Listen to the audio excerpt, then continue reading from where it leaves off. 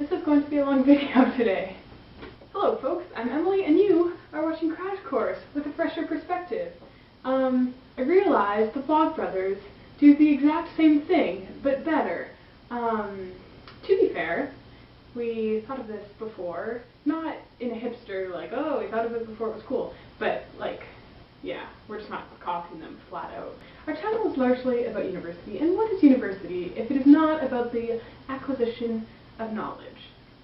Well, it's a breeding ground for partying, but aside from that, it's about education. Now, I've noticed a gaping hole in curriculums and programs all around the world in elementary schools and high schools and universities and colleges. For some reason, you can't major in Julie Andrews, which is ludicrous. That should be a thing.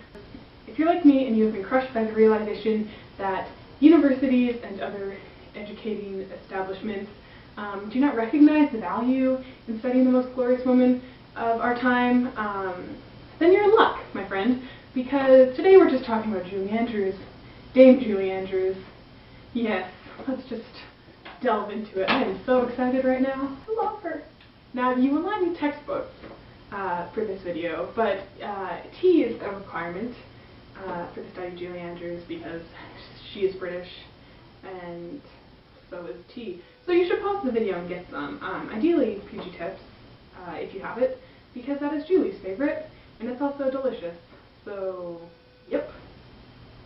Julia Elizabeth Wells was born October 1st, 1935 in Malton-on-Thames, Surrey, England, at the Birmingham Fraternity Hospital to Barbara and Ted Wells. Although her biological father was actually a family friend who had an affair with her mother, so that's probably a little awkward for Ted Wells, a little bit. She was named for her grandmother, Julia Morris, and Elizabeth Wells. When she was 4, her mother, who was a concert pianist, met the tenor Ted Andrews, an exotic Canadian, and he captured her heart. Her mother apparently had a thing for Ted, so the two of them became a double act, and Julie's parents became divorced from one another. Julie's younger brother, John, stayed with her father, and Julie went with her mother to London to live with her and her new stepfather. So all of this was going on in the middle of the Second World War, so school was cancelled sometimes and stuff, and so in what Julie describes as an attempt to keep her quiet and to get to know her, Ted Andrews decided to give Julie a few singing lessons, and to everyone's surprise, little 7-year-old Julie had a fully developed larynx and a 4-octave range. They got Julie a vocal teacher, Madame William Styles Allen, and Julie joined her parents' vaudeville act. And this is when she changed her name to Julie Andrews from Julia Wells, just to make billing easier and stuff. When Julie was 12 years old, she got a gig at the London Hippodrome in a show called The Starlight Roof with Vic Oliver, who was a big celebrity at the time. Her job in the show was to sing the Polonaise from Mignon, which is playing right now. She was an overnight sensation and was invited to sing for the royal family at the Royal Command performance in 1948. Youngest person to do that, so little teeny boppers up there. Pop hooligans, you got nothing on Dame Julie. Haha. She continued to do vaudeville and pantomimes all over the country as a teenager, and got her next big break in the form of her Broadway debut in The Boyfriend, which opened the night before she turned 19 years old. She was understandably a little apprehensive about living across an ocean and not being able to be there to support her half-brothers, Donald and Christopher, and the rest of her family. So she had only signed a 1-year contract for The Boyfriend, unlike the rest of the company, who had 2-year contracts. This turned out to be quite lucky for Julie, because one day, before her contract had expired, she got a call from a man representing Lerner and Lowe, wondering how long Julie's contract with The Boyfriend was for, because Lerner and Lowe were writing a musical adaptation of Pygmalion, and they were interested in Julie. So on March 15th, 1956, at the Mark Helen Griff Theatre in New York City, My Fair Lady opened, starring Julie Andrews and Rex Harrison, and Julie Andrews was just overnight a huge star, not only in England, but now in America. She did My Fair Lady for 3 years, both in New York and in London. So sometime in the middle of that, she got married to Tony Walton, her childhood sweetheart, which is adorable. Next, Julie played the role Guinevere in Camelot, also written by Lerner and Lowe, and it was during that show that Walt Disney went to go visit her and see her perform. They just secured the movie rights for the books Mary Poppins by P.L. Travers and was looking for the perfect nanny, and I mean Julie is flawless, so clearly the perfect choice.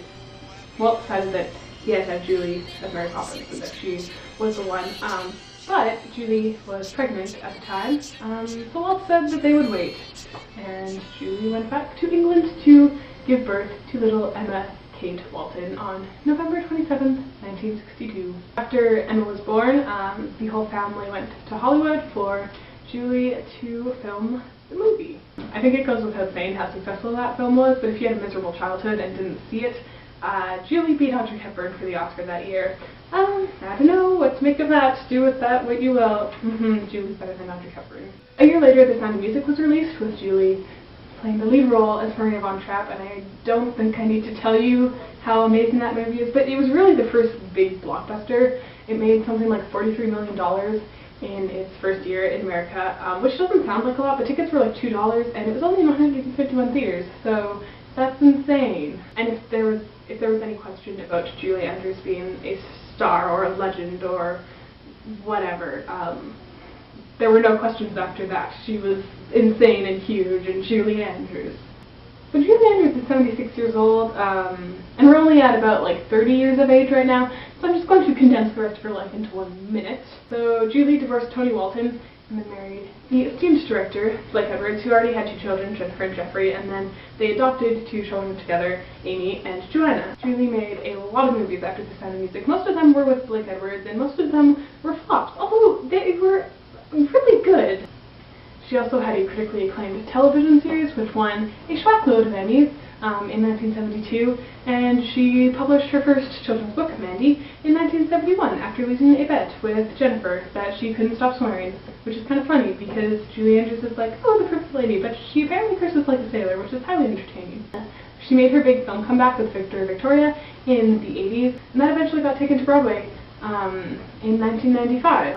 And then in 1997, Julie had a throat operation that didn't quite go as planned, and she lost most of her singing voice. She remains like an incredible actress, though, and very well established author, and is British royalty as of 2000 when she was made a Dame. Just make her queen already, like really. Canada will take her actually if America doesn't want her.